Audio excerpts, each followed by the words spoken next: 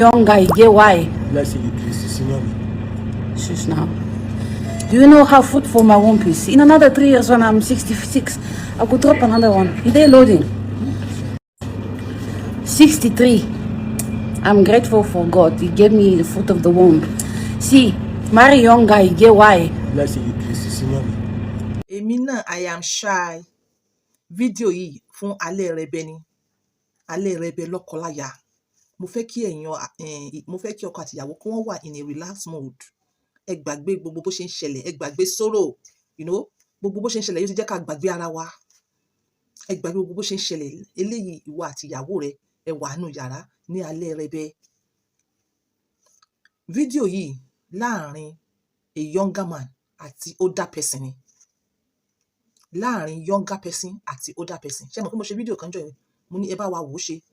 Àwọn arúgbó ìṣìdùn ẹ wá gbọ́ ọ̀rọ̀ lẹ́nu. Ẹ máa gbọ́ voice yẹn o.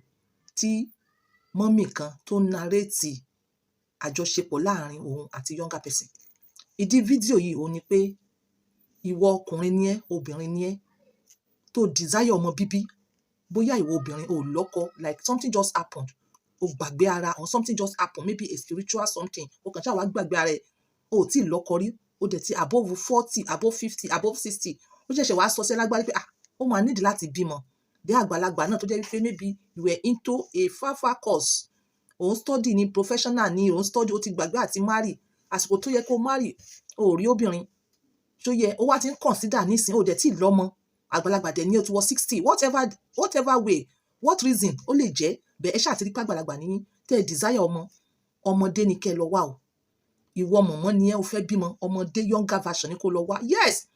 A ti gbọ́ rí, àbá àti ìrírí títí ẹ kọ́lá lákọ̀ọ́kọ́. Ṣó yé yín? Younger version ni kẹ́ ẹ lọ wá. Nítorí kádàrá là o. Kì í ṣe pé ọmọ ò lè ṣẹlẹ̀ láàrin arúgbó àtàrúgbó. Ọlọ́run ló nìyẹn lọ́wọ́ o. Èmi ń sọ̀rọ̀ nísìn based on biology. Based on biology. Based on what tá a gbọ́. Based on what tá a kà. Ṣó yé yín? Bí hormones ṣe ń dààmú obìnrin náà ló ń dààmú ọkùnrin. Bí hormones ọkùnrin ṣe ń diminish, bẹ́ẹ̀ náà ni ti ọkùnrin náà ń diminish. Ọkùnrin ni mí, mo fẹ́ máa náwó, máa bímọ títí di 100 years. Like seriously, it's not like that o. Tó bá ti ń dàgbà, gbogbo production àtọ̀rẹ́ náà máa rewind sẹ́yìn. Hormones máa affect wọn. Energy máa affect wọn. It is biology, it is not me. Ṣó yé yín? Kádàrá là o. So, mo fẹ́ kẹ́ ẹ gbọ́ ìrìn àjò arábìnrin kan àti younger man yẹn. At the end of the show, kí ló mú jáde? Èmi ò fẹ́nu ṣàlàyé yẹn fún yín. Àmọ́ mo fẹ́ kẹ́ ẹ lo eléyìí kẹ́ ẹ fi ṣàlẹ̀ rẹ bẹ́. Meanwhile, ìwọ tó bá wá gbọ́ fídíò yìí to the end, fídíò tí mo fẹ́ play tẹ́ fẹ́ fi ṣàlẹ̀ rẹ, tára rẹ ò bá tutù, tí ara rẹ ò bá tó ṣe girigirigiri, a jẹ́ pé ìwọ as ọkùnrin bá ń gbọ́ yá kárè nìyẹn. But má ti conclude pé o ti kárè o. Bóyá ńgbà tó ń wò ó wà tensed. Bóyá ńgbà tó ti ẹ̀ gbọ́ discussion inú ti ẹ̀ bẹ̀rẹ̀ sí ní bí ẹ, má jẹ́ kí inú bí ẹ. Lọ sínú yàrá rẹ, lọ relax, lọ wà ní position of relaxation, kó wá tún gbọ́ pẹ̀lú ẹ̀mí tútù. Tára rẹ ò bá dìde, ìkan sí ọ lọ sí hospital kọ́kọ́ lọ ti run up check up. Wà wá padà wá pè mí Aji on point fún Abba Alálùbáríkà. Nǹkan kan tó bá ṣe ẹ́ à mójútó. Yes, tó bá jẹ́ pé tó hospital náà ni, mójútó lọ hospital. Tó bá jẹ́ pé ti apps ni, o lè pè mí Aji on point by 2. Then ìwọ tí ara rẹ bá ṣe girigiri, àbí wo obìnrin ó tutù, àbí wo ọkùnrin kó tó gbọ́ tán gan tó bá wà relax, abẹ́ rẹ ti lé, congratulations. Ìyẹn ò ní pé kó mọ̀ top ẹ̀, wàá ṣe mọ̀ top àwọn apps Alálùbáríkà. Ìyẹn ò ní pé kó mọ̀ mumi Alálùbáríkà. Ìyẹn ò ní kó mọ̀ ṣe exercise. Ìyẹn ò ní kó mọ̀ jẹun tó dáa. Àwọn lifestyle ayé àlùbáríkà tó ń ṣe lọ, you continue. So basically, kì í ṣe ọ̀rọ̀ ránù lágbé wá. But I'm shy. Èmi náà shy. Bí mo fẹ́ play video yìí, mo shy. Ṣó yé yín? Wọ́n ní alẹ́ là ń ṣèkà. Lọ́lọ́ jẹ́ kí n wọ gíláàsì kí n lè bá listen pẹ̀lú yín. Although mo ti listen, mo ti wò. Ẹ dẹ̀ mọ̀ pé oní Abba lèmi lákọláwà. Ó ń fùfù ni. Mo wá fẹ́ wò ó kó mọ̀ pé okay, jẹ́ n relax pẹ̀lú àwọn tèmi. Bóyá ó ṣì máa tutù. Okay, let's go there. Má ṣe bẹ̀rẹ̀ sí ń jẹ èké nìyẹn o. Nígbà tó gbé ọmú mi kan sí ẹnu, ẹ̀rọ náà fà mí tó ń fa wín, bẹ́ẹ̀ ló ń fọwọ́ tẹ̀ kejì. Bó ṣe ń fà ló ń tẹ̀. Mo ní yé, wọ́n pa mí ṣàánú mi. Lọ́kọláya. Ó bá ní kí n jókòó sí ti bẹ́ẹ̀dì. Èmi náà bá jókòó dáadáa. Bẹ́ẹ̀ ló gbé ẹnu báyìí, ló fi ń lá mi lójókòó, ló ń jẹ ìdọ̀ mi, ló ń fadọ̀ mi sókè, ó tún mú àwọn ẹ̀, ló tún tì bọnú. Bó ṣe mú kàárín méjì báyìí, bó ṣe tì bọ inú òbò mi nìyẹn. Bẹ́ẹ̀ ló ń tì bọ̀, ló ń yọ. Inú gbẹ̀sẹ̀ mi bẹ̀rẹ̀ sí ní gbọ̀n. Ó gbà tó tún yọ tán, ó tún gbé ẹnu sí, ó tún jẹ. Nígbà tó wá ṣe tán dáadáa, ó wá ní kí n sún sórí bẹ́ẹ̀dì dáadáa. Mo ṣe sún sórí bẹ́ẹ̀dì yẹn, ó ṣe fi pílò sí mi níbi ọwọ́ ìdí nìyẹn, ìdí mi wá ga sókè díẹ̀, mo ṣe ara sún mi síwájú báyìí, díẹ̀ ló gbé àti láàwí. ẹ̀yin tèmi, àwọn tèmi oní aládùn yùngbàyùngbà, àwọn tèmi tó ti lo ìdákọ́lẹ́sẹ̀ tí èmi tó jẹ́ pé most of the time gan tèmi gan bá ń ṣe é ṣóyé yín, tá a bá ń produce ẹ̀ lọ́wọ́ bí atẹ́gùn ṣe mọ fẹ́ símú fẹ́ sí táwa náà mọ tọ́ wò ní level tó tó àbí kò tó, yes nǹkan tíyàn ṣe ó yẹ kíyàn mọ tọ́ wò kíyàn mọ̀ pé yes nǹkan tí mo ṣe fáwọn tèmi yìí ṣó gbá ski. So fún ẹ̀yin tèmi la adùnyùngbàyùngbà, female adùnyùngbàyùngbà, male adùnyùngbàyùngbà, ọ̀pá ẹ̀yàn alẹ́ flush gbogbo ẹ̀gbẹ́ yẹn in that combination in that package. ẹ̀yin tèmi ibi tá gbọ́ dé gan ara wa ti dìde, ẹ bèrè lọ́wọ́ àwọn tèmi ara wọn ti dìde, àwọn tèmi ò gbé láàsì. Èmi gan báyìí tí mo jẹ́ obìnrin ara mi ṣe ó ń ṣẹ́gìrì níbi tí mo gbọ́ dé ó ń ṣẹ́gìrì like ó kàn wá ń bẹ obìnrin ń dọ̀là rẹ̀. Program yìí is for lọ́kọláya ni o, tẹ́ ẹ bá lè gbéra yín débẹ̀ ẹ contact Ajia. Ó ga. Nígbà tó gbé ọkọ èsì inú òbò mi, mo pariwo orúkọ mi ní ìjọ náà. Àṣé késekése mo rí kàsàkàsà sì ń bọ̀ bàbá késekése. Nígbà tó gbé ọkọ burúkú yìí tó gbé sínú òbò mi, tọ́kọ́ tì lọ wájú, mọ́kọ́ bù làwọn sọ̀nà mo ní nísùúrù mọ́jà bẹ́ẹ̀ mi yá ṣé mo fẹ́ bímọ ni. Ó lẹ̀ bímọ kó ní wọlé, mo níṣẹ́ lóòótọ́. Bẹ́ẹ̀ ló ń tì bọ̀, mo ní Ṣẹ́gun nísùúrù o. Bẹ́ẹ̀ ló ń tì bọ̀, mo ní Ṣẹ́gun nísùúrù o. Bó ṣe ń tì bọ̀ lọ́wájú á fà sẹ́yìn díẹ̀, mo ní Ṣẹ́gun nísùúrù o. Bẹ́ẹ̀ ló á tì bọ̀, ọwọ́ méjèèjì báyìí kò dẹ̀ kúrò lórí ọmú mi. Bó ṣe ń gbá sí, bẹ́ẹ̀ ló ń fún mi ní ọmú. Bẹ́ẹ̀ lèmi náà ń fọwọ́ ráláyà. Bẹ́ẹ̀ ni mò ń pariwo Ṣẹ́gun ṣàánú mi ẹ̀gbẹ́ ni mo jẹ́. Ṣẹ́gun ṣàánú mi ẹ̀gbẹ́ ni mo jẹ́. Bẹ́ẹ̀ ló ń tì bọ̀, bó ṣe ń fà jáde ó kàn gbá mi ní káà. Ó ní nísùúrù náà, calm down díẹ̀ wọ́n pa mí náà. Ó ló ta ẹyin gan dùn. Ìdókò ara ni bí ó tábẹ́ wọn á fún tó báyìí. Ó ní mo máa ń dókò owó èké ni mo máa ń dó. Ó lẹ́yìn náà ṣe mo máa dókò kékeré níbi táwọn àbàmì oko wà. Ó ní mo ń gbádùn yín sista. Sista Bọ́sẹ̀ ẹ dùn, àǹtí Bọ́sẹ̀ ẹ dùn. Wà láìdàláì mo ń gbádùn òbò yín. Òbò yín fún mọ́ mi lóko azin, òbò yín táìtì. Bẹ́ẹ̀ ló ń pariwo ó kó ẹ̀gẹ́ tóbi abẹ́ ń ta mí ọ̀rọ̀ àmọ́ tì í bọ̀. Bẹ́ẹ̀ ló ń gbá sí fún mi. Ìgbà tó yá àgbàlagbà ni o. Bọ́sẹ̀ ò dùn. Mo ní ọmọ burúkú ni ẹ. Àǹtí Bọ́sẹ̀ ti di Bọ́sẹ̀. Olówó yìí dùn. Mo ní mi náà ń gbádùn. Mo ní mọ̀ wọ̀rí tí ẹ pè mí lórúkọ torí mò ń gbádùn òkú ẹ̀. Pè mí lórúkọ. Ṣẹ́gun ọmọ burúkú ni ẹ. Ìgbà tó wá já bó ṣe jọ́ jáde nìyẹn. Ìgbà tó jọ́ jáde mi ì mọ̀ bí tí ọmọ burúkú yìí ti lọ rí àwọn style burúkú mi ì mọ̀. Bó ṣe ní kí n sùn, ẹ mọ̀ kéèyàn fẹ́ ṣe dádì àmọ́ mi yẹn, ó wá ní kí n sùn. Ìgbà tí mo ń sùn dáadáa yẹn, ó ní kí n la itan mi méjèèjì báyìí, kí n scatter rẹ̀, kí itan mi kan lọ sí apá bíbá, kí itan mi kan lọ sí apá bíbá. Mo wá scatter itan yẹn méjèèjì. Ìgbà tí mo scatter itan yẹn méjèèjì tán, ó wá gbé ẹsẹ̀ mi kan, ó wá kúnlẹ̀ síbi abẹ́ mi báyìí, ó gbé ẹsẹ̀ mi kan, ó gbé léjìká. Bó ṣe bẹ̀rẹ̀ sí tí bọ̀ fún mi nìyẹn. Mo ní Ṣẹ́gun jọ ọmọ burúkú nìyẹn. Wọ́n pa mí. Ó ní sista, ó ní wà láìdàláì, mo ti jòbò. A ní mi tí ìrèwò tó lè fún ọmọ okó mi bí eré iṣẹ́. Mo ní wo abẹ́gan pa mí. Ó ní ẹni nísùúrù náà. Bó ṣe gbé ẹsẹ̀ mi sí èjìká ẹ̀ báyìí, bẹ́ẹ̀ ló tí wọ̀. Ọkọ yẹn wá láyè wọnú abẹ́ mi dáadáa. Azin ó sẹ̀tì ẹ̀ dáadáa. Tó gbà tó tí wọ báyìí, tó kó yẹ kanlẹ̀. Ó ní Ṣẹ́gun ṣàánú mi. Ṣẹ́gun ọmọ burúkú ni ẹ máa pàbí.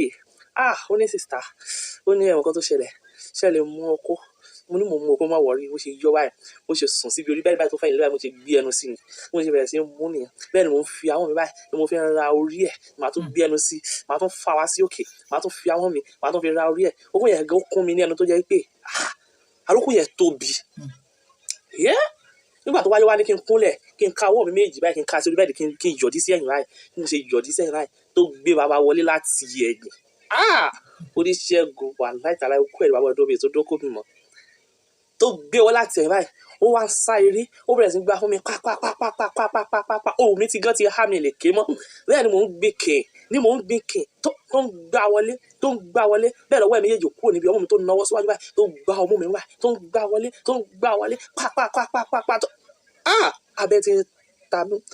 Mi ì mọ̀ bó ṣe fẹ́ sọ pé kó yọ, mi ì mọ̀ bó ṣe fẹ́ sọ pé kó dáwọ́ dúró torí mò ń gbádùn ẹ̀. Àlòkù yẹn tóbi. Bẹ́ẹ̀ ló ń gbá fún mi. Bẹ́ẹ̀ ni mo ń pariwo Ṣẹ́gun ṣàánú mi, Ṣẹ́gun. Bẹ́ẹ̀ ni mo ń pariwo. Mo gbọ́ black ojú mi, ó ti yí sókè pátápátá. Ẹ̀yin tèmi, ó ga jù. Ìwọ tó bá wo dé level yìí tí abẹ́ rẹ ò mí, àbí wo obìnrin tó tiẹ̀ feel slimy, mo fẹ́ kó rewind. Kó tó wá tún rewind tó wà ní relax position tó ò ṣe kankan náà, á jẹ́ pé something is wrong with you. Àwọn lè ṣe program yìí ní tiwọn pé for entertaining, èmi for teaching ni. Ṣé ẹ rí irú ìbálòpọ̀? Ṣé mọ̀ pé elderly person ni obìnrin yìí, younger person ni ọkùnrin. Tí irú ìbálòpọ̀ yìí bá continue within 6 months, oyún máa jáde. Nǹkan tèmi ń bá yín sọ sí ni oyún máa jáde. Young guy, get why?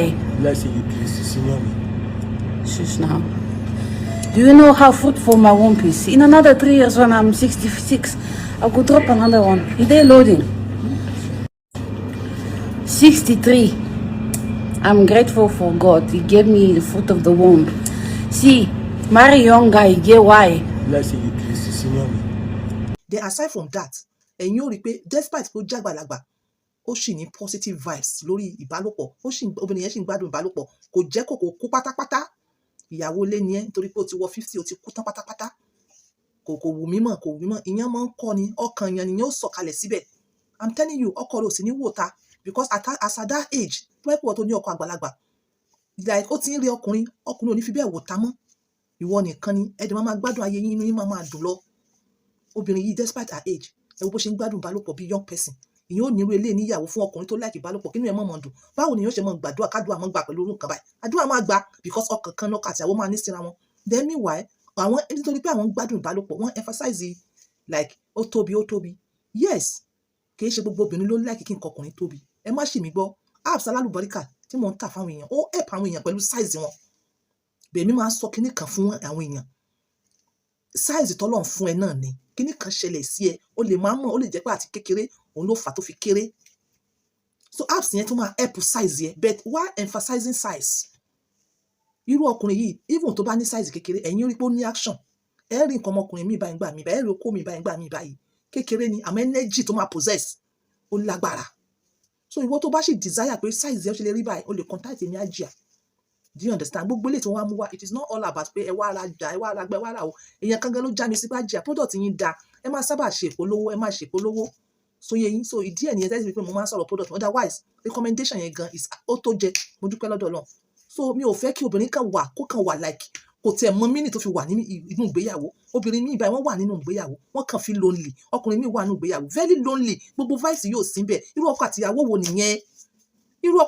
nìyẹn? Torí lèmi fi dá alẹ́ rẹ bẹ̀ yìí kalẹ̀ pé lẹ́ẹ̀kọ̀ọ̀kan ká fi máa support lọ́kọláya. Fún ìwọ tó wá wo fídíò yẹn débi tó wò dé, tó tẹ̀síwájú tó sọ nọ́sẹ̀nsì, wàláhì èpè ni màá gbé ẹ wáṣẹ́. Torí ó ní reason, yẹn tó bá ní ọpọlọ, ó ní reason tí mo fi mú fídíò yìí wá. Alẹ́ rẹ bẹ́ ni ọkọ àtìyàwó, create time for yourself and enjoy. Create time for yourself and enjoy. Ẹ wo bí mo ṣe wà yìí. Ọlọ́run bá mi dúpẹ́ fọ́kọ mi o, Ọlọ́run bá mi dúpẹ́ fọ́kọ mi. Inú mi dùn. Tí èèyàn máa nírú ọkọ yẹn ni wọ́n máa gbàdúrà fún. Every day báyìí mo ń gbàdúrà fọ́kọ. Ẹni tẹ́mi, ọ̀rọ̀ mi ò jù báyìí lọ. Eléyìí torí lọ́kọláya ni. Nítorí lọ́kọláya, mi ò mọ ibi tí wọ́n kan gbé gbà o. Mi ò mọ ibi tí bó wà, mi ò mọ ibi tó fẹ́ yí sí o. Pẹ̀lú láàrin lọ́kọláya, lèmi sọ ilé. Enjoy yourself and the sky is the limit. Ẹ fẹ́ràn ara yín títí dọjọ́ kú ni. Bye for now.